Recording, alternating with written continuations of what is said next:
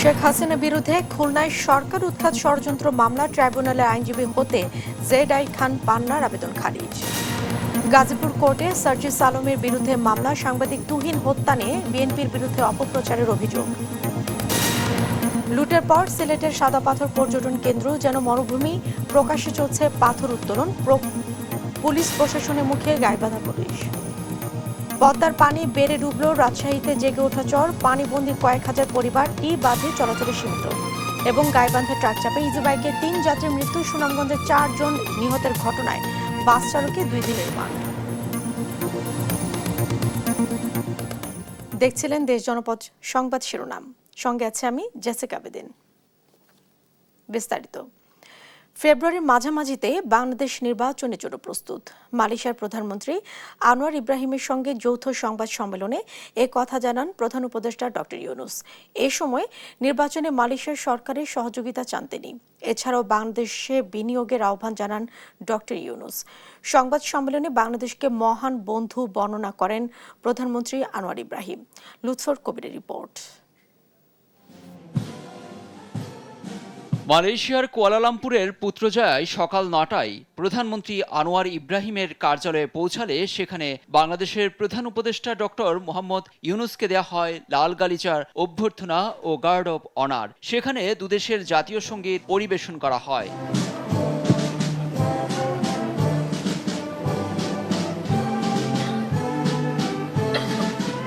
এরপর মালয়েশিয়ায় কর্মরত বিভিন্ন দেশের রাষ্ট্রদূতদের সঙ্গে শুভেচ্ছা বিনিময় করেন ডক্টর ইউনূস। শুভেচ্ছা বিনিময় শেষে প্রধানমন্ত্রীর কার্যালয়ের পরিদর্শন বইয়ে সই করেন তিনি। পরে প্রধানমন্ত্রী আনোয়ার ইব্রাহিমের সঙ্গে দ্বিপাক্ষিক বৈঠকে বসেন। দ্বিপাক্ষিক বৈঠকে প্রতিরক্ষা, জ্বালানি ও হালাল খাদ্যসহ বিভিন্ন খাতে 5টি সমঝোতা স্মারক সই হয়। 3টি নোট বিনিময় চুক্তিও স্বাক্ষর হয়েছে।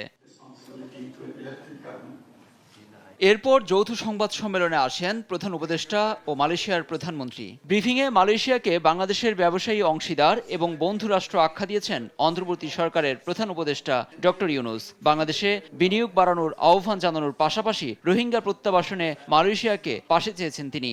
এছাড়া ফেব্রুয়ারির মাঝামাঝিতে বাংলাদেশের জাতীয় নির্বাচনের জন্য প্রস্তুত বলেও জানান প্রধান উপদেষ্টা।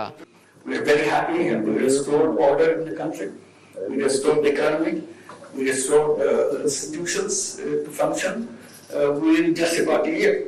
So now we are ready for elections. So we will be holding our elections in coming February, middle of February, to elect a new government so that we can go to a normal running of the country. সংবাদ সম্মেলনে বাংলাদেশকে মহান বন্ধু রাষ্ট্র আখ্যা দিয়ে পাশে থাকার অঙ্গীকার ব্যক্ত করেছেন মালয়েশিয়ার প্রধানমন্ত্রী Anwar Ibrahim. It's a great country. Enormous potential and a great friend of Malaysia, and secure peace and promote progressive development for the people. বাংলাদেশের শান্তি প্রতিষ্ঠায় ডক্টর ইউনূসের গুরুত্বপূর্ণ ভূমিকার প্রশংসা করেন আনোয়ার ইব্রাহিম। লুৎফর কবির, দেশ টিভি। খুলনায় অন্তর্বর্তী সরকার উৎখাতের ষড়যন্ত্রের অভিযোগে ক্ষমতাচ্যুত সাবেক প্রধানমন্ত্রী শেখ হাসিনা এবং 46 জনের বিরুদ্ধে রাষ্ট্রদ্রোহের মামলা দায়ের করা হয়েছে। মামলাটি খুলনা সোনাডাঙ্গা থানার মহানগর গোয়েন্দা পুলিশের এসআই বিধানচন্দ্র রায় বাদী হয়ে দায়ের করেন। প্রধান আসামিদের মধ্যে রয়েছেন আওয়ামী লীগের সহসভাপতি এম মুজিবুর রহমান, শেখ হাসিনার চাচাতো ভাই শেখ হেলাল উদ্দিন, শেখ সালাউদ্দিন জুয়েল, এস.এম. কামাল হোসেন ও অ্যাডভোকেট পারভেজ আলম খান। এছাড়াও প্রায় 30 থেকে 40 জনকে অজ্ঞাতনামা আসামি করা হয়েছে। মামলায় বলা হয়েছে, এম মুজিবুর রহমানকে গত 22 এপ্রিল আটক করে তার মোবাইল থেকে সরকার উৎখাতের জন্য বিভিন্ন গ্রুপের মাধ্যমে ষড়যন্ত্রের তথ্য পাওয়া যায়। কেএমপির অনুমতি নিয়ে 4 আগস্ট এই মামলাটি দায়ের করা হয়েছে।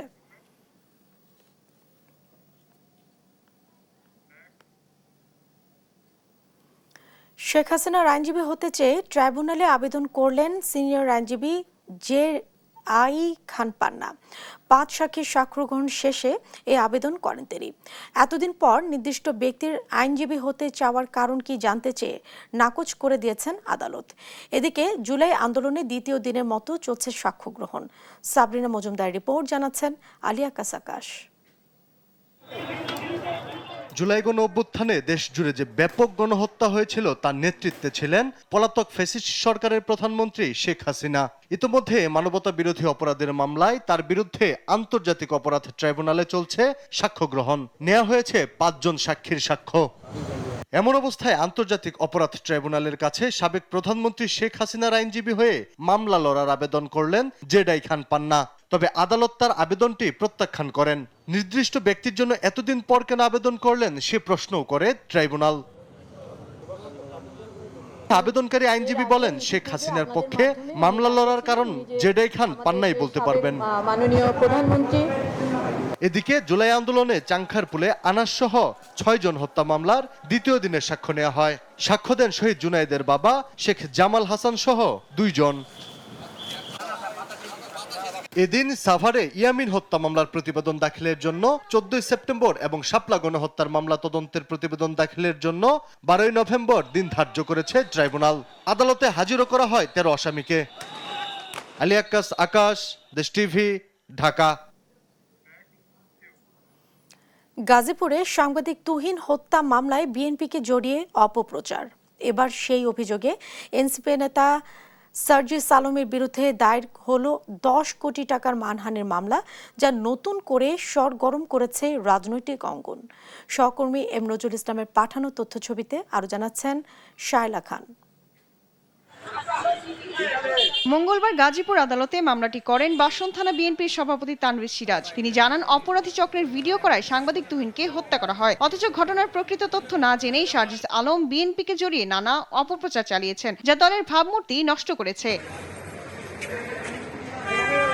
তানভীর সিরাজ বলেন, দলের নির্দেশনা অনুযায়ী মানহানির মামলাটি করা হয়। অতিরিক্ত চিফ মেট্রোপলিটন ম্যাজিস্ট্রেট আদালত ২-এর বিচারক আলমগীর আল মামুনের বেঞ্চে শুনানি শেষে বিচারক মামলাটি আমলে নিয়ে সিআইডিকে তদন্তের নির্দেশ দিয়েছেন। নির্বাচনকে প্রশ্নবিদ্ধ করার জন্য এবং পিছিয়ে দেওয়ার জন্য এবং জাতীয়তাবাদী দলের ভাবমূর্তি সাধারণ জনগণের কাছে পূর্ণ করার জন্য সেই সমস্ত বিবৃতিগুলো দিয়ে থাকে। সাংবাদিক আনোয়ারকে আহত করা আর একটা তুহিন হত্যা, এই মামলার বিষয়গুলো পর্যালোচনার প্রয়োজন। এই কারণে মামলাটা সিআইডিকে তদন্তের নির্দেশ দিয়েছে। ভাবমূর্তি নষ্ট করার জন্য ইচ্ছাকৃতভাবে রাজনৈতিক প্রতিপক্ষ হিসাবে এনসিপির একজন নেতা, সে উত্তরাঞ্চলের মুখ্য সংগঠক সার্জিস আলম, তার এই যে উগ্র আচরণ এবং কথাবার্তা, এটা দিয়ে সারা দেশে বিএনপির ভাবমূর্তি নষ্ট হয়েছে। এই মামলা রাজনৈতিক অঙ্গনে নতুন আলোচনার জন্ম দিয়েছে। শায়লা খান, নিউজ ডেস্ক, দেশ টিভি। রাজধানীর উত্তরায় মাইলস্টোন স্কুল অ্যান্ড কলেজে যুদ্ধবিমান বিধ্বস্তে সন্তান হারানো অভিভাবকদের ক্ষোভ ক্রমেই বাড়ছে। মঙ্গলবার ক্যাম্পাসের সামনে এক মানববন্ধনে এই ঘটনায় দায়ীদের বিচার নিশ্চিতের পাশাপাশি ক্ষতিপূরণের দাবিসহ ৮ দফা দাবি তুলে ধরেন তারা। বিদ্যালয়টির কোচিং বাণিজ্য বন্ধেরও দাবি জানানো হয়। সেই সঙ্গে বিমানের রানওয়ে অ্যাপ্রোচ থেকে মাইলস্টোন স্কুলটি সরিয়ে নেয়ার দাবিও জানান অভিভাবকরা। তন্দ্রা তারুণীর রিপোর্ট। মাইলস্টোন ট্র্যাজেডিতে নিহত ৪র্থ শ্রেণীর তাসলিমা আফরোজ আইমানের পরিবারের এই আর্তনাদ যেন কোনোভাবেই থামার নয়। আইমানের পরিবারের মতো সন্তান হারানোর বিচার দাবিতে মাইলস্টোন স্কুল গেটের সামনে জড়ো হয়ে স্লোগান দেন বিমান দুর্ঘটনার শিকার পরিবারের স্বজনরা। সেই দুঃসহ স্মৃতি মনে করে কান্নায় ভেঙে পড়েন অনেক অভিভাবক। আমি আমার তানভীরের সাথে শেষ দেখাও করতে পারি নাই। ওই ময়না পাখিটারে কয়লার টুকরা ৬ দিনে পাই নাই। আমি ৪ দিন পরে ডিএনএ করে তারপর আনছি ভাই। মঙ্গলবার সকাল ৭টা থেকে নিহত ও আহত পরিবারের স্বজনরা উত্তরার দিয়াবাড়িতে স্কুলের সামনে ৮ দফা দাবি নিয়ে মানববন্ধন করেন। এ সময় ঘটনার সুষ্ঠু তদন্ত ও বিচার নিশ্চিত করা, শিক্ষা প্রতিষ্ঠানের কোচিং বাণিজ্য বন্ধ করা এবং রানওয়ে থেকে শিক্ষা প্রতিষ্ঠান স্থানান্তর সহ বিভিন্ন দাবি তুলে ধরেন তারা। আমার বুক কেন খালি হলো, এই জন্য আমরা বিচার চাই। তাদের এমন কি পড়া যে তারা বাসায় পড়তে পারবে না, তারা পড়ে দিতে পারবে না, তারা ৫ ঘন্টা ক্লাস করার পর তাদের পড়া হয় না কমপ্লিট, কিসের কোচিং? এদিকে নিহতদের পরিবারের মানববন্ধনে দুঃখ প্রকাশ করে কোচিং ইস্যুতে মাইলস্টোনের অধ্যক্ষ বিষয়টি অস্বীকার করেন। ওই দিন রিকভারি ক্লাসের জন্য ছিল, ওই দিন বাচ্চারা এটা ১টা ১৩-১৪ সময় 15 মিনিটস অনেকেই একটু খেলাধুলা করে বা বড়রা একটু গল্প করে ক্লাসের পরে, তো এটি আমার জানা ছিল। কোচিংয়ের ব্যাপারটা আমি ওই দিনের কোনো ইনফরমেশন আমি জানি না। স্কুল থেকে নিহত শিক্ষার্থীর পরিবারকে হুমকির অভিযোগ উড়িয়ে দিয়ে তিনি বলেন, প্রতিষ্ঠান বাঁচাতে সরকারের কাছে কোনো আবেদন করা হয়নি। চিঠিটা কেউ একটা ড্রাফট করছে, চিঠিটায় আমার সাইন নাই, চিঠিটা আমার মাইলস্টোন কলেজের প্যাডে না, এটা কেউ একজন লিখছে যে তার মতো করে সে লিখছে। আমি কিন্তু এটা অথরাইজ করি নাই, আমি এটা সাপোর্ট করি নাই, দেয়ার ইজ নো সাইন, আমি এটা অ্যাপ্রুভও করি নাই। গেল 21 জুলাই দুপুরে উত্তরার দিয়াবাড়িতে মাইলস্টোন স্কুল অ্যান্ড কলেজ ক্যাম্পাসের হায়দার আলী ভবনে বিধ্বস্ত হয় যুদ্ধ বিমান। এতে বিমানের পাইলট সহ নিহত হন 34 জন। তাদের মধ্যে 27 জনই শিক্ষার্থী। দগ্ধ অনেকেই এখনও রাজধানীর বিভিন্ন হাসপাতালে চিকিৎসাধীন। তন্দ্রা তারুণ্য, দেশ টিভি, ঢাকা। আগামী হজে যাত্রীদের জন্য বিমান ভাড়া সর্বোচ্চ 1,20,000 টাকা করার প্রস্তাব দিয়েছে হাব। মঙ্গলবার রাজধানীর হোটেল ভিক্টোরিতে হজ ও ওমরা ফেরার 2025 শীর্ষক সংবাদ সম্মেলনে এ কথা জানান হাবের মহাসচিব ফরিদ আহমেদ মজুমদার। এ সময় সৌদি আরবে অস্বাস্থ্যকর ক্যাটারিং সার্ভিস গ্রহণ না করে বাংলাদেশি হাজিদের জন্য নিজস্ব ক্যাটারিং সার্ভিস চালু করার প্রস্তাবের কথাও জানান তিনি। এদিকে হাব সভাপতি সৈয়দ গোলাম সরওয়ার জানান, মেলায় হজযাত্রীদের আধুনিক প্রযুক্তি নির্ভর সঠিক ও নির্ভরযোগ্য সেবা নিশ্চিত করা হবে। 3 দিন ব্যাপী এ মেলা বাংলাদেশ চীন মৈত্রী সম্মেলন কেন্দ্রে শুরু হবে 14 আগস্ট, চলবে 16 আগস্ট পর্যন্ত।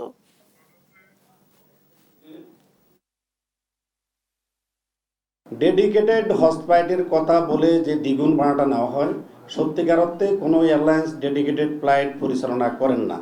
প্রত্যেক ফ্লাইট যাওয়ার সময় বা আসার সময় সাধারণ যাত্রী বহন করেন।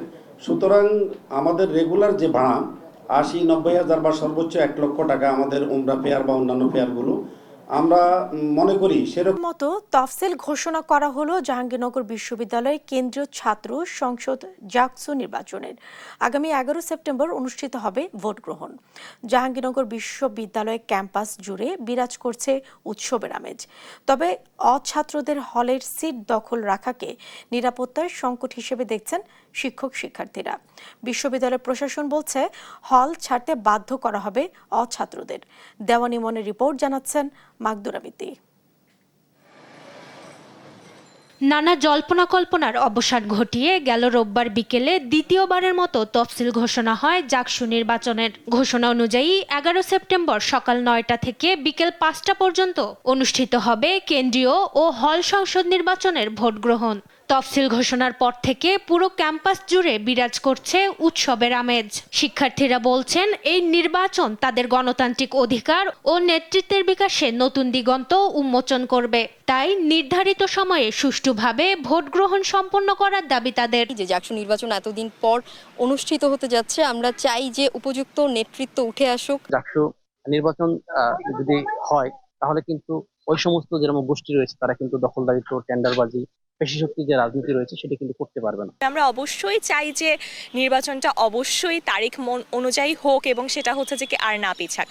অছাত্রদের হলের সিট দখলে রাখাকে নিরাপত্তার সংকট হিসেবে দেখছেন ছাত্র নেতারা। পাশাপাশি ছাত্র দলের বর্ধিত কমিটিতে নিষিদ্ধ ছাত্রলীগ কর্মীদের স্থান পাওয়াকে ভালোভাবে নিচ্ছেন না তারা। আমরা মনে করি যে সাবেক শিক্ষার্থীরা যদি এখনো ক্যাম্পাসে থাকেন কিংবা হলে অবস্থান করেন, সেই জায়গা থেকে নির্বাচন বানচালের ব্যাপারে বিভিন্ন ধরনের চেষ্টা হতে পারে। শিক্ষার্থীদের দাবিকে বাস্তবায়নের জন্য যাতে আগামী 11 সেপ্টেম্বর অবশ্যই একটা সুষ্ঠু, সুন্দর, উচ্চমুখর পরিবেশে ভোট গ্রহণ সম্পন্ন করে। কেউ বলার সুযোগ নেই যে জাতীয়তাবাদী ছাত্রদল জাকসু চায় না কিংবা ছাত্র সংসদ নির্বাচন চায় না কোনো বিশ্ববিদ্যালয়। আমরাই একক সংগঠন হিসেবে যে এই ছাত্র সংসদ নির্বাচনের পক্ষে অবস্থান করছি এবং আমাদের গ্রাউন্ড ওয়ার্ক অনেক আগে থেকে চলমান। এদিকে নির্বাচন কমিশন বলছে খসড়া ভোটার তালিকা প্রকাশ, তফসিল ঘোষণা সহ বেশ কিছু কার্যক্রম এগিয়ে নিয়েছেন তারা। একটা হলে যখন নির্বাচন অনুষ্ঠিত হচ্ছে, আমাদের কিন্তু জাকসু এবং হল সংসদ এই দুই নির্বাচনই সংশ্লিষ্ট হলে অনুষ্ঠিত হয়। হলের যারা আছেন তারাই কিন্তু ওখানে তাদের ভোট কার্য সম্পন্ন করে। 1972 সালে প্রতিষ্ঠার পর এ পর্যন্ত 9 বার অনুষ্ঠিত হয়েছে জাকসু নির্বাচন। মাগদুরামিতি, নিউজ ডেস্ক, দেশ টিভি। সিলেটের সাদা পাথরকে আগে বলা হতো ধলাসোনা। একসময় যত দূর চোখ যেত পাথর আর পাথর দেখা যেত। এখন সেখানে ছোট বড় অসংখ্য গর্ত আর ধুধু চর। বছরের পর বছর ধরে লুটতরাজের কারণে পাথর সাম্রাজ্য সিলেটের কোয়ারি ও নদী সিলেটগুলো এখন প্রায় পাথর শূন্য। গত মাসে প্রকাশ্যেই উত্তোলন করা হয়েছে পাথর। এ নেপথ্যে বিএনপি ও এর অঙ্গ সহযোগী সংগঠনের নেতারা রয়েছেন বলে অভিযোগ উঠেছে। এরই মধ্যে এক নেতার পদ স্থগিত করা হয়েছে। সহকর্মী খালেদ আহমেদের পাঠানো তথ্যচিত্রে আপন উপর ডেস্ক রিপোর্ট। মাত্র কয়েক মাস আগেও চোখ জুড়িয়ে যেত সাদা পাথর আর প্রাকৃতিক সৌন্দর্যের মনোরম দৃশ্য দেখে। সেই স্থানটি এখন ছোট বড় গর্তে সয়লাব, সব দিকে শুধু খোঁড়াখুঁড়ি, লক্ষ্য একটাই পাথর উত্তোলন। এমন দৃশ্য সিলেটের কোম্পানীগঞ্জ উপজেলার ভোলাগঞ্জ সাদা পাথর পর্যটন কেন্দ্রে। সিলেট জেলায় মোট পাথর কোয়ারি রয়েছে 8টি। এর বাইরে আরও অন্তত 10টি জায়গা থেকে অবৈধভাবে পাথর তোলা হচ্ছে। বিগত বছরগুলোর তুলনায় গত কয়েক মাসে কয়েক গুণ বেশি পাথর উত্তোলন করা হয় বলে দাবি এলাকাবাসীর। কোনো পাথর নেই, সব পাথর আস্তে আস্তে লুট হয়ে যাচ্ছে। মানে প্রশাসনে আমরা এই জন্য প্রশাসনের কাছে এটাই দাবি যে আমরা যে পাথরগুলো লুট হয়ে যাচ্ছে সেগুলো যেন আবার আমাদের এখানে ফিরিয়ে আনা হয় এবং পাথর যারা লুট করতেছে তাদেরকে যেন আইনের আওতায় এনে দৃষ্টান্তমূলক শাস্তি দেওয়া হয়। এটা বন্ধ হচ্ছে না, কারণ প্রশাসন এটার সাথে ওতপ্রোতভাবে জড়িত। সেখান থেকে একটা ভালো বাঘ পায় বিধায় এটা বন্ধ হচ্ছে না। সাদা পাথর এলাকায় সাদা পাথর নাই, আছে শুধু বালুর চরের মতো হয়ে গেছে। প্রশাসনের কোনো ভূমিকা এখানে আছে বলে আমার মনে হয় না। শত শত কোটি টাকা দেশের সম্পদ নষ্ট হচ্ছে। সরকারের নিষেধাজ্ঞা থাকলেও অবৈধভাবে পাথর উত্তোলনের অভিযোগ রয়েছে স্থানীয় রাজনৈতিক নেতাকর্মীদের বিরুদ্ধে। তবে অভিযুক্তদের বিরুদ্ধে ব্যবস্থা নেওয়ার কথা জানিয়েছেন বিএনপির এই নেতা। এরকম একটি অনৈতিক কাজে বাংলাদেশের সর্ববৃহত্তম রাজনৈতিক দল বিএনপির কোন নেতাকর্মী জড়িত থাকতে পারে না। ফ্যাসিবাদ বিদায় হওয়ার পরে আমাদের দলে যারা এই সমস্ত অন্যায়ের সাথে যারা নিজেকে জড়ানোর চেষ্টা করেছেন, দল তাদের বিরুদ্ধে সাংগঠনিক ব্যবস্থা নিয়েছে। প্রকাশ্যে পাথর উত্তোলনের ঘটনায় প্রশাসনের গাফিলতিকে দায়ী করছেন সচেতন নাগরিকরা। প্রশাসন যেখানে নীরব, আমরা সাধারণ মানুষ কি করব? আপনাদের কাছে আমাদের অনুরোধ, আপনারা এটা প্রিন্ট এবং ইলেকট্রনিক মিডিয়ায় ভালো করে তুলে ধরেন এবং সর্বোচ্চ প্রশাসনের সর্বোচ্চ স্থান থেকে যেন এই সমস্ত ব্যাপারে আসুক পদক্ষেপ নেওয়া হয়। এদিকে পাথর লুট করে সাদা পাথর এলাকা মরুভূমিতে রূপ নিলেও গদবাঁধা বুলি আওড়াচ্ছে উপজেলা প্রশাসন ও পুলিশ। 24 ঘন্টা কোথাও মোবাইল কোর্ট অভিযান পরিচালনা করা যায় না, আমাদের অন্য কাজও থাকে। আর এখন আরএনবি সদস্যরা আছে পাশেই, তো তাদেরও সক্রিয় ভূমিকা যাতে তারা পালন করে সেজন্য চিঠি দেওয়া হয়েছে। পাথর এবং বালু যারা অবৈধভাবে উত্তোলন করে তাদেরকে আইনের আওতায় আনার জন্য প্রতিনিয়ত অভিযান পরিচালনা করা হচ্ছে। টাস্ক ফোর্সের মাধ্যমে করা হচ্ছে, পুলিশ নিজে করতেছে। তারপরে আপনার আমাদের যে বিজিবি আছে তারা, আমরা সবাই মিলে সম্মিলিত ভাবে অভিযান পরিচালনা করছি। জরিমানা করা হচ্ছে, তাদেরকে আটক করা হচ্ছে, বিভিন্ন ভাবেই তো আমরা সর্বোচ্চ চেষ্টাটুকু করতেছি। অবৈধভাবে পাথর উত্তোলন বন্ধে দ্রুত কার্যকর ব্যবস্থা না নিলে মুখ থুবড়ে পড়তে পারে দেশের পর্যটন খাত, দেখা দিতে পারে পরিবেশ বিপর্যয়। আপন অপু, নিউজ ডেস্ক, দেশ টিভি। সিলেটের সাদা পাথর এলাকায় অবৈধভাবে পাথর উত্তোলনের বিষয়ে আরো জানাতে যুক্ত হচ্ছেন সহকর্মী খালেদ আহমেদ। যুক্ত হচ্ছে তার সঙ্গে। খালেদ, প্রকাশ্যে দিনের পর দিন পাথর লুট হলেও প্রশাসন কেন ব্যবস্থা নেয়নি, আর কি বলছেন প্রশাসন ও স্থানীয়রা? জেসিকা, দেখুন, দেশের অন্যতম একটি পর্যটন স্পট এই সাদা পাথর, যার সৌন্দর্যে মুগ্ধ হয়ে দেশের বিভিন্ন প্রান্ত থেকে প্রতিদিনই অগণিত পর্যটক সিলেটে আসেন। আজও পর্যটকরা এসেছেন, কিন্তু তারা হতাশা প্রকাশ করে এখান থেকে চলে যাচ্ছেন। আপনি জানেন যে গেল কয়েকদিনে সিলেটের এই সাদা পাথরে ব্যাপক লুটপাট হয়েছে। দুর্বৃত্তরা এখানকার যে পাথরগুলো রয়েছিল সবগুলো পাথর লুটপাট করে বার্কি নৌকা দিয়ে নিয়ে চলে গেছে, যে কারণে এই এলাকা এখন অনেকটাই বিরানভূমি, অনেকটাই ধ্বংসস্তূপে পরিণত হয়েছে। সাদা পাথরের সেই সৌন্দর্য এখন আর নেই। এখন যেগুলো রয়েছে সেগুলো শুধু বালু এবং বালির সাথে যেটি রয়েছে সেটি হলো যে পাথরগুলি কোনো কাজে আসে না, অর্থাৎ কালো যে পাথর যেগুলো ব্যবহার হয় না, এরকম কিছু পাথর রয়েছে। এবং এখানে নিশ্চয়ই আপনি দেখতে পাচ্ছেন যে মিনি পুকুরে পরিণত হয়েছে এই এলাকাটি। এখানে তারা গর্ত করে বালির নিচ থেকে পাথরগুলি নিয়ে গেছে। এবং এই লুটপাটের সাথে যে সমস্ত দুর্বৃত্তরা জড়িত তাদেরকে কেন আইনের আওতায় আনা হচ্ছে না, তাদেরকে কেন এখন পর্যন্ত চিহ্নিত করা হচ্ছে না, এমনটি আসলে সিলেটের যারা পরিবেশ সংশ্লিষ্টরা রয়েছেন, যারা সুধীজন রয়েছেন, তারা প্রশ্ন রাখছেন। তারা একই সাথে বলছেন যে এখানে প্রশাসন আছে, এখানে বিজিবির ক্যাম্প আছে, তারপরও অনেকটা প্রকাশ্যে দিবালোকে কিভাবে পাথর লুটপাট হয়। কিন্তু এখানকার যারা প্রশাসনের কর্মকর্তারা রয়েছেন তারা বলছেন যে তারা প্রতিনিয়ত এখানে অভিযান পরিচালনা করেন, মোবাইল কোর্ট পরিচালনা করেন এবং তারা অনেকগুলো মামলাও দায়ের করেছেন এবং সেই মামলার প্রেক্ষিতে অনেকের বিরুদ্ধে তারা ব্যবস্থাও নিচ্ছেন। তারপরও কিন্তু এখানকার যে লুটপাট, পাথর এবং বালু দুর্বৃত্তরা যেভাবে নিয়ে যাচ্ছে সেটি তারা কোনোভাবে রোধ করতে পারেননি, যে কারণে সিলেটের মানুষ মনে করছেন যে সবকিছু লুটপাট হয়ে গেলেও সাদা পাথরটি, যেটি আসলে পুরো দেশের মানুষের নিকট একটি অন্যতম পর্যটন স্পট, যার সৌন্দর্য পুরো দেশের মানুষকে মুগ্ধ করে, সেটি কেন রক্ষা করা গেল না, এমন প্রশ্ন আসলে দেখা দিয়েছে। কারণ এই সাদা পাথর দেখতে পর্যটকরা প্রতিদিন এখানে আসেন এবং সরকার একটা বড় রাজস্ব এখান থেকে পায়। এই সাদা পাথরের সাথে অনেক মানুষের জীবন জীবিকা সংশ্লিষ্ট। সবকিছুর পরও এই এখানকার যে লুটপাট যেভাবে চালানো হয়েছে সেটি দেখলে আসলে যে কোনো মানুষ, সাধারণ মানুষ বা যারা পর্যটক এখানে আসছেন তারা খুব প্রকাশ করছেন। এবং জানিয়ে রাখি আপনাকে যে এই যে এখানকার যে লুটপাট, এই লুটপাটের ঘটনার পর কিন্তু গত রাতে আমরা যেটি দেখেছি যে এখানকার কোম্পানিগঞ্জ উপজেলা বিএনপির সভাপতি যিনি জনাব শাহাবুদ্দিন, তাকে আসলে বিএনপি একটি শাস্তিমূলক ব্যবস্থা নিয়েছে, তার বিরুদ্ধে তাকে গত রাতে বহিষ্কার করা হয়েছে দল থেকে, এমনটি আমরা একটি বিজ্ঞপ্তির মাধ্যমে দেখতে পেয়েছি। তো সিলেটের এই সাদা পাথরের যে করুণ অবস্থা, সেটার সাথে যারা জড়িত, যে সমস্ত দুর্বৃত্তরা এখানকার পাথরগুলো নিয়ে গেছে, তাদেরকে চিহ্নিত করে দ্রুত ব্যবস্থা গ্রহণের জন্য প্রশাসনের প্রতি অনুরোধ জানিয়েছেন সচেতন মহল। এই ছিল আমার কাছে সর্বশেষ। জেসিকা। খালেদ, আপনাকে ধন্যবাদ। দর্শক, সাদা পাথর লুটপাটের বিষয়ে জানাচ্ছিলেন সহকর্মী খালেদ আহমেদ। পতিত প্রধানমন্ত্রী শেখ হাসিনা বিরুদ্ধে হওয়া মামলাগুলো দৃশ্যমান করার পাশাপাশি দীর্ঘদিন ধরে ঝুলে থাকা মামলাগুলো পুনর্জীবিত করার কথা জানিয়েছেন দুদক চেয়ারম্যান ডক্টর মোহাম্মদ আব্দুল মোমেন। মঙ্গলবার সকালে দুর্নীতি দমন কমিশনের সমন্বিত রংপুর জেলা ও বিভাগীয় কার্যালয়ের ভিত্তি প্রস্তর স্থাপনের সময় এ কথা জানান তিনি।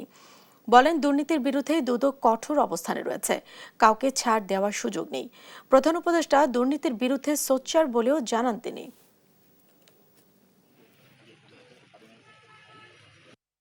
সাবেক প্রধানমন্ত্রী শেখ হাসিনার বিরুদ্ধে আমাদের এখানে কয়েকটা মামলা চলমান, আরো কয়েকটা বিষয় তদন্তাধীন। তদন্ত করে শেষ পর্যন্ত যদি প্রমাণিত হয় আমরা মামলা মোকদ্দমায় চলে যাব। পুরনো অনেক মামলা বিভিন্ন কারণে ধামাচাপা অবস্থায় ছিল, এগুলি আপনারা জানেন, এই কারণে আমি ব্যাখ্যা করতে চাই না। আমরা সেই মামলাগুলিকে পুনরুজ্জীবিত করার চেষ্টা করে যাচ্ছি এবং নতুন যে মামলাগুলি আছে সেগুলি আমরা দেখি। পানি বাড়ছে পদ্মায়। গেল এক সপ্তাহের ব্যবধানে পদ্মা নদীর রাজশাহী সীমান্তে পানি বেড়েছে 1 মিটারের বেশি। সর্বশেষ মঙ্গলবার দুপুর 12টায় পদ্মা নদীর পানি ছিল 17.44 সেন্টিমিটার, যা বিপদসীমার 0.61 সেন্টিমিটার নিচে।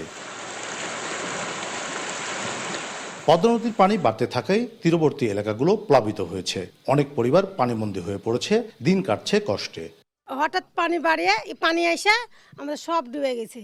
আমাদের পানি দিয়ে আসতে লেগে আমাদের সমস্যা হয়েছে, খাওয়ার কষ্ট হয়ে গেছে, পানির কষ্ট হয়েছে, ছেলেপেলের জ্বর হয়েছে, খুব কষ্টতে আমরা আছি। বন্যাতে হঠাৎ পানি উঠে উপর বর্ষণে নিজ বর্ষণ দিয়ে গরু বাছুরলে খুব কষ্টের মধ্যে আছি, দেখতে তো পাচ্ছেন। চরাঞ্চলের অবস্থা সবচেয়ে খারাপ, সেখান থেকে নিরাপদ আশ্রয়ের সন্ধানে ছুটছেন মানুষ। আমার একদম ঘর বাড়ি ডুবে শেষ, কাজ কামেরও সমস্যা, খাওয়া দাওয়ারও সমস্যা। এখন কি করবো, এর ভিতর তো বাস করা যাবে না। এর জন্য ধরেন অন্যজনের বাসায় এখন কোনো রকম ঢুকছে। পানি উন্নয়ন বোর্ড বলছে ইতিমধ্যে টিবাদে সাধারণের প্রবেশ সংরক্ষিত করা হয়েছে, ঝুঁকিপূর্ণ এলাকাগুলোতে নজরদারি রাখা হয়েছে। বর্তমানে ওয়াটার লেভেল হচ্ছে 17.42 মানে 17.42, যেটা আপনার হচ্ছে হলো ডেঞ্জার লেভেল থেকে 0.6 মিটার নিচে আছে। তো বর্তমানে সতর্কতা লেভেলের উপরে আছে। তো আমরা সতর্কতামূলক ব্যবস্থা হিসেবে সুরক্ষা বাঁধ এবং তৎসংখ্যা এরিয়ায় প্রবেশাধিকারের বিষয়ে একটু সতর্ক হয়েছি আর কি। টিবাদ এরিয়াতে প্রবেশাধিকার সংরক্ষিত করা হয়েছে এবং আমরা হচ্ছে হলো এই বাঁধগুলো মনিটরিং এ রাখছি। কোনো প্রকার রিস্ক বা হচ্ছে হলো ভাঙনের প্রবণতা দেখা দিলে আমরা ইমিডিয়েট ব্যবস্থা নিব। রাজশাহীতে পদ্মা নদীর পানির বিপদসীমা 18.05 মিটার। 1996 সালের পর পানি বিপদসীমা অতিক্রম করেনি। কাজী শাহেদ, দেশ টিভি, রাজশাহী। উজানের পাহাড়ি ঢল আর টানা বৃষ্টিতে আবারও বেড়েছে তিস্তা নদীর পানি। মঙ্গলবার সকাল থেকে পানি দ্রুত বাড়তে শুরু করে, দুপুরে এসে তা বিপদসীমা অতিক্রম করে। লালমনিরহাটের হাতীবান্ধায় অবস্থিত তিস্তার দাঁড়িয়া ব্যারেজ পয়েন্টে পানি বৃদ্ধির কারণে তিস্তা তীরবর্তী নিম্নাঞ্চল ও চরাঞ্চলের ফসলি জমি তলিয়ে যেতে শুরু করেছে। পানি স্রোতের চরের ঘরের অনেক ঘরবাড়ি চারপাশ ঢুকতে শুরু করেছে পানি। গেল 15 দিনে 4 বার তিস্তার পানি হ্রাস বৃদ্ধির ঘটনা অব্যাহত থাকায় রোপা আমন সহ মৌসুমি ফসল নিয়ে দুশ্চিন্তায় পড়েছেন নদীপাড়ের কৃষকরা। তিস্তার পানি বৃদ্ধির ধারা অব্যাহত থাকলে বন্যার আশঙ্কা করছে নদীপাড়ের বাসিন্দারা।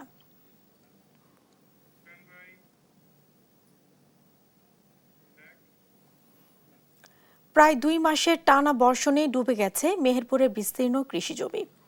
জলাবদ্ধতায় ক্ষতিগ্রস্ত হয়েছে হাজার হাজার বিঘার জমি, আউশ ও আমন ধান, কলা, মরিচ ও শীতকালীন সবজির ক্ষেত।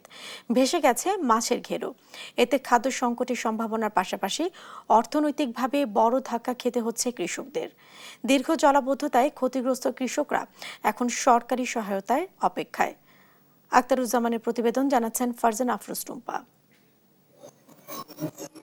মেহেরপুর জেলার সর্ববৃহৎ ধলার মাঠ, যতদূর চোখ যায় সেই মাঠে শুধুই পানি। পাকা ধান সহ বিভিন্ন ফসল এখন পানির নিচে। 2 মাসের বেশি সময় ধরে অবিরাম বৃষ্টিতে জেলার বিভিন্ন স্থানের মতো গাংনী উপজেলার ধলার মাঠের কোথাও হাঁটু পানি, কোমর পানি, আবার কোথাও বুক সমান পানি। এই পানি না সরলে ফসল তুলতে পারবে না কৃষক, এমনকি আগামী মৌসুমে ফসল বুনতে না পারারও শঙ্কা তাদের। সবজি ক্ষেতের অধিকাংশ গাছ পচে নষ্ট হয়ে যাচ্ছে, আর কলা ক্ষেতও নষ্ট হয়ে মারা যাওয়ার উপক্রম হয়েছে। পাকা ধান পানির নিচে ডুবে থাকায় আগাম কেটে ফেলতে হচ্ছে কৃষকদের। পানি জমে থাকায় ফসল তোলা কষ্টসাধ্য হয়ে পড়েছে, ব্যবহার করতে হচ্ছে ডিঙি নৌকা। সময় মতো পানি না কমলে এ অঞ্চলে তীব্র খাদ্য সংকটের শঙ্কা করছে কৃষক। তাদের অভিযোগ, হাজার হাজার বিঘা জমির ফসল পানির নিচে থাকলেও এমন দুর্যোগে পাশে নেই কৃষি বিভাগ। সবই ডুবে গেছে, কিছুই নাই। পটল গেছে, মরিচ গেছে, তারপরে আপনি কপি চলে গেছে। আপাতত এখন মাঠে 1 কোমরের উপরে পানি, যে মাঠে আবাদ হবে এমন কোনো পরিবেশও নেই। অনেক কিছু সবজি ফসল ছিল, সব শেষ। এই মাঠে যদি ধানটা যদি না তৈরি হয় তাহলে মেহেরপুর জেলার লোক খুব সংকটে খাদ্যর পড়ে যাবে। এদিকে কৃষি বিভাগের দাবি, ফসলের ক্ষয়ক্ষতি নিরূপণে মাঠ পর্যায়ে কাজ করছে তারা। যে বিভিন্ন ফসল আছে সেগুলো কৃষকদের দ্রুত কাটার জন্য পরামর্শ দিচ্ছে, ক্যানেলের মাধ্যমে যেন সে পানিগুলো বেরিয়ে যায়, সে চেষ্টা আমাদের অব্যাহত আছে। জেলায় এবছর 23,000 হেক্টর জমিতে আউশ এবং 26,000 হেক্টর জমিতে আমনের আবাদ হয়েছে। এর মধ্যে সবচেয়ে বেশি আউশ এবং আমনের আবাদ হয়েছে এই ধলার মাঠে। ফারজানা আফরোজ টুম্পা, নিউজ ডেস্ক, দেশ টিভি। টানা বৃষ্টিতে মেহেরপুরে সৃষ্টি হয়েছে তীব্র জলাবদ্ধতা। এ নিয়ে আরো জানাতে যুক্ত হচ্ছেন সহকর্মী আক্তারুজ্জামান। আক্তার, এ বিষয়ে কি ব্যবস্থা নিচ্ছে স্থানীয় প্রশাসন?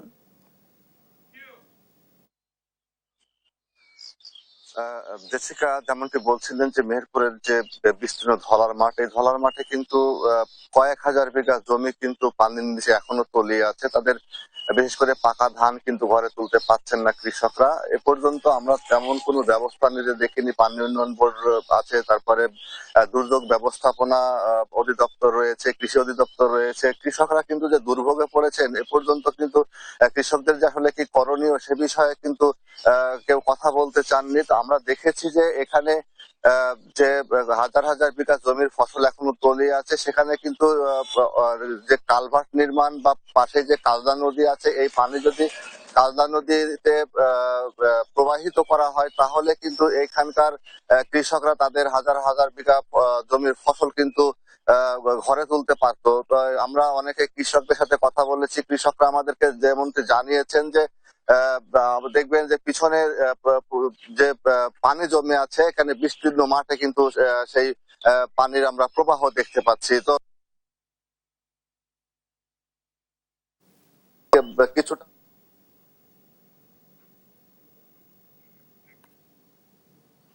আক্তার, আপনাকে ধন্যবাদ। দর্শক, মেহেরপুর থেকে যুক্ত ছিলেন সহকর্মী আক্তারুজ্জামান। বরিশাল শেরেবাংলা মেডিকেল কলেজ হাসপাতাল সহ সারা দেশের স্বাস্থ্য খাতে অব্যবস্থাপনা, রোগীদের ভোগান্তি ও হয়রানির বিরুদ্ধে পঞ্চম দিনের মতো বরিশাল ব্লকেড কর্মসূচি চলছে। সোমবার বেলা 12টার দিকে নগরীর নথুল্লাবাদ কেন্দ্রীয় বাস টার্মিনাল এলাকায় ঢাকা বরিশাল মহাসড়ককে অবরোধ করে আন্দোলনকারীরা। বিক্ষুব্ধকারীরা বলেন, শেরে বাংলা মেডিকেল কলেজ হাসপাতাল সহ দেশের স্বাস্থ্য ব্যবস্থার সংস্কারের জন্য তারা দীর্ঘদিন আন্দোলন চালিয়ে আসছেন, কিন্তু এখন পর্যন্ত কর্তৃপক্ষ তাদের সঙ্গে কোনো প্রকার আলোচনা করেনি। এর আগে রোববার তারা সংবাদ সম্মেলন করে স্বাস্থ্য উপদেষ্টাকে বরিশালে এসে তদন্ত করে ব্যবস্থা নেওয়ার জন্য 24 ঘন্টার আলটিমেটাম দেয়। স্বাস্থ্যখাত সংস্কার না হওয়া পর্যন্ত আন্দোলন চালিয়ে যাওয়ার ঘোষণা দেন তারা। যাত্রীদের ভোগান্তি হচ্ছে, এজন্য আমরা আন্তরিকভাবে দুঃখিত। আমরা বিগত 16 দিন যাবত যে আন্দোলন করতেছি, আমরা যেমন ভোগান্তির শিকার, যাত্রীরা ভোগান্তির শিকার। এখনো পর্যন্ত স্বাস্থ্য উপদেষ্টা মন্ত্রণালয় থেকে স্বাস্থ্য উপদেষ্টা আমাদের কোনো বার্তা দেয়নি। তারা বরিশালে আসুক, শেরেবাংলার অবস্থাটা দেখুক যে কি অবস্থা, আসলে মানুষের চিকিৎসা ক্ষেত্র আসলে ওইটা কি না, এটা দেখুক সে। কুষ্টিয়া আহত জুলাই যোদ্ধাদের তালিকা নিয়ে সৃষ্টি হয়েছে বিতর্ক। অভিযোগ উঠেছে, জুলাই স্বৈরাচার আওয়ামী সরকার পতনের আন্দোলনের আহত হওয়া বিএনপি পন্থীদের পরিকল্পিতভাবে বাদ দেওয়ার। বাদ পড়াদের দাবি, বিএনপি রাজনীতির সঙ্গে জড়িত থাকার কারণে স্থান হয়নি তালিকায়। যা নিয়ে জেলা জুড়ে চলছে তুমুল সমালোচনা। কুষ্টিয়া থেকে আরো জানাচ্ছেন নাহিদ হাসান তিতাস। কুষ্টিয়া শহর যুব দলের যুগ্ম আহ্বায়ক রবিউল ইসলাম রাহুল স্বৈরাচার শেখ হাসিনা সরকার পতনের আন্দোলনে কুষ্টিয়া শহরে পুলিশের গুলির সামনে দাঁড়িয়েছিলেন বুক পেতে। তাদের ছোড়া বুলেটে হয়েছেন আহত। চিকিৎসা নেন কুষ্টিয়া, ঢাকা সহ বিভিন্ন হাসপাতালে। এখনো বয়ে বেড়াচ্ছেন সেই ক্ষত। সব তথ্য প্রমাণ থাকার পরও কুষ্টিয়ায় আহত জুলাই যোদ্ধার তালিকায় নাম ওঠেনি তার। মিথ্যা অভিযোগ ডিসি সাহেবের কাছে দিয়ে আমাদের গ্যাজেট থেকে নাম বাদ দেওয়া হয়েছে। যে গ্যাজেট থেকে আমাদের বাদ দেওয়া হয়েছে, সেই গ্যাজেটে আমাদের সম্মানের সাথে ইনক্লুড করা হোক। শুধু রাহুলই নয়, তার মতো বিএনপির রাজনীতির সাথে জড়িত 30 জনের বেশি আহত জুলাই যোদ্ধাদের নাম বাদ পড়েছে তালিকায়। তাদের দাবি, বিএনপির রাজনীতির সাথে জড়িত থাকায় তালিকায় রাখা হয়নি নাম। আমরা শহীদ জিয়াউর রহমানের বাংলাদেশকে ধারণ করে বিদায় সেদিন পুলিশের বন্দুকের মুখে দাঁড়িয়ে আমরা সংগ্রাম করেছিলাম, আহত হয়েছিলাম। আমাদের বিএনপি করার কারণে আমাদের তালিকা থেকে বাদ করে দিচ্ছে। কত কষ্ট করে আমরা মাস্ক পরে, হেলমেট পরে, সাইডে থেকে, ক্যামেরার আড়ালে থেকে আমরা আন্দোলনকে সফলতা দান করছি। আর এমন ঘটনায় ক্ষুব্ধ জেলার বিএনপি নেতারা। বাদ পড়াদের দ্রুত তালিকায় অন্তর্ভুক্তির দাবি তাদের। কিছু কিছু সংগঠন এই বর্তমান জেলা প্রশাসক বা প্রশাসনের সঙ্গে আতাত করে ইচ্ছাকৃতভাবে তাদেরকে দিয়ে আমার পরীক্ষিত এই জুলাই যোদ্ধাদেরকে আমার দলের বাদ দেওয়া হচ্ছে। কে কোথায় থাকবে, কে কোর্ট বিল্ডিং এর মধ্যে থাকবে, কে কলকাতা স্কুলে থাকবে, কে হসপিটালে থাকবে, কে ওই সাদ্দামাদের মসজিদে থাকবে, এবং তারপরে মিছিলটা কোথা থেকে শুরু হবে, কোন দিক দিয়ে যাবে, এগুলো কিন্তু সব আমরা ঠিক করে দিতাম। এ ঘটনায় কুষ্টিয়ার জেলা প্রশাসকের কাছে স্মারকলিপিও দিয়েছে তালিকায় বাদ পড়া বিএনপিপন্থী আহত জুলাই যোদ্ধারা। বিষয়টি তদন্ত সাপেক্ষে ব্যবস্থা নেওয়ার আশ্বাস দিয়েছেন জেলার এর শীর্ষ কর্মকর্তা। বাদ পড়েছে বিষয়টি এরকম না, নতুন করে যাচাই বাছাই করা হচ্ছে। যাচাই বাছাই করে যদি প্রপার ডকুমেন্ট তারা আমাদের কাছে উপস্থাপন করতে পারেন, আমাদের কমিটির কাছে উপস্থাপন করতে পারেন, ঠিক হয়ে যাবে, কোনো সমস্যা। জুলাইয়ের আহতরা সবাই রাষ্ট্রের কাছে স্বীকৃতি পাবে আশা সচেতন মহলের। নাহিদ হাসান তিতাস, দেশ টিভি, কুষ্টিয়া। গাইবান্ধায় ট্রাক চাপায় ইজি বাইকে 3 যাত্রীর মৃত্যু হয়েছে। মঙ্গলবার দুপুরে উপজেলার গোবিন্দগঞ্জ দিনাজপুর সড়কের মৌসুমী তেলের পাম্প এলাকায় এই দুর্ঘটনাটি ঘটে। পুলিশ জানিয়েছে, দুপুরের দিকে একটি ইজি বাইক গোবিন্দগঞ্জের দিকে যাচ্ছিল। মৌসুমী পাম্পের সামনে পৌঁছালে পেছন থেকে দ্রুতগামী একটি ট্রাক ইজি বাইকটিকে ধাক্কা দেয়। এতে ঘটনাস্থলে ইজি বাইকে 3 যাত্রী প্রাণ হারান। এছাড়াও আহত হন আরও 5 জন।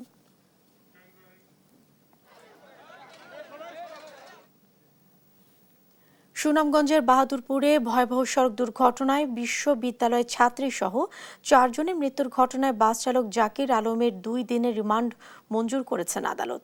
মঙ্গলবার সকালে অতিরিক্ত চিফ জুডিশিয়াল ম্যাজিস্ট্রেট আদালতের বিচারক মোহাম্মদ জসিম এই আদেশ দেন। এর আগে গেল বৃহস্পতিবার রাতে সিলেট থেকে বাস চালক জাকিরকে গ্রেফতার করে র্যাব।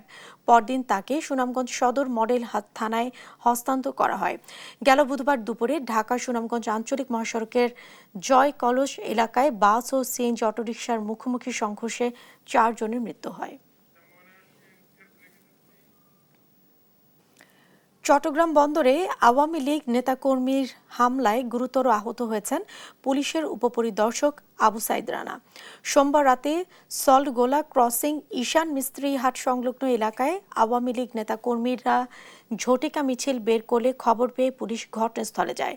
পুলিশ পৌঁছানোর পর মিছিলে অংশ নেওয়া নেতাকর্মীরা তাদের উপর হামলা চালায়।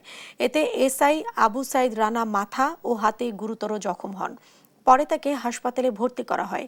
ঘটনার পরপরই পুলিশ ও সেনাবাহিনী যৌথভাবে সাঁড়াশি অভিযান চালিয়ে 18 জনকে আটক করে।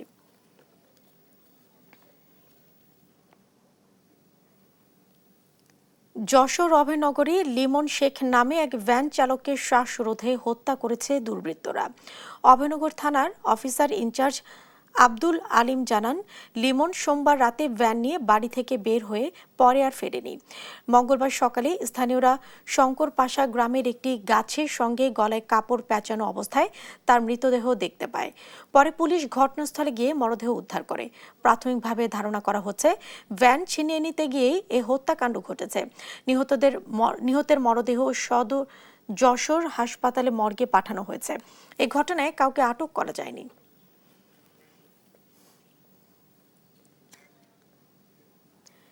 এদিকে মাদারীপুরের শিবচরে নিখোঁজের 12 দিন পর মিজান শেখ নামে এক ভ্যান চালকের মরদেহ উদ্ধার করেছে পুলিশ। মঙ্গলবার সকালে উপজেলার মাদবের চর ইউনিয়নের বাকরের কান্দি এলাকায় মাটি চাপা অবস্থায় মরদেহটি উদ্ধার করে পুলিশ। সহকারী পুলিশ সুপার সালাউদ্দিন জানান, গেল 31 জুলাই ভ্যান নিয়ে বের হয়ে আর বাড়ি ফেরেনি পাঁচচর ইউনিয়নের পশ্চিম বালাকান্দির ভ্যান চালক মিজান। পরদিন নিখোঁজের স্ত্রী রহিমা বেগম বাদী হয়ে শিবচর থানায় একটি সাধারণ ডায়েরি করেন। পরে নিখোঁজ ব্যক্তিকে উদ্ধারে নামে শিবচর থানা পুলিশ। নুরুল আমিন শামীম নামে এক ব্যক্তিকে কুষ্টিয়া জেলার কুমারখালী থেকে গ্রেফতার করে।